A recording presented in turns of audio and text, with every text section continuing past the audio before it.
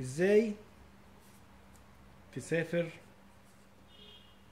بره مصر لدولة أوروبية. أولا أنت محتاج وسيلة مواصلات، أنت محتاج سفينة.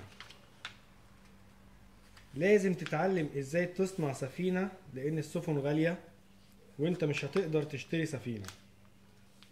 سفينة ببساطة بتجيب ورقة كده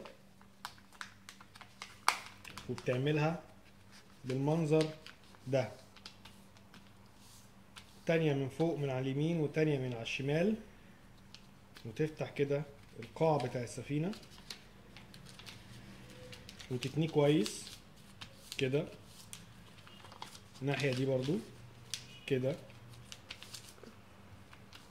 بالمنظر ده، وتفتح فتحة كده. كده بقى معاك أول بنية أساسية للسفينة. هندسها كويس عشان ما تغرقش بيك كده بالمنظر ده زي ما حضرتك شايف. تفتح السفينة كده.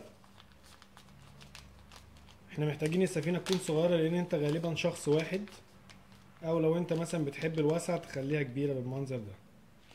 ادي السفينة بالمنظر ده زي ما حضرتك شايف، من جوه واسعة حلوة. انت ممكن تقعد هنا او هنا وتبتدي تاخد السفينة وتهاجر بره مصر لأي دولة انت عايزها.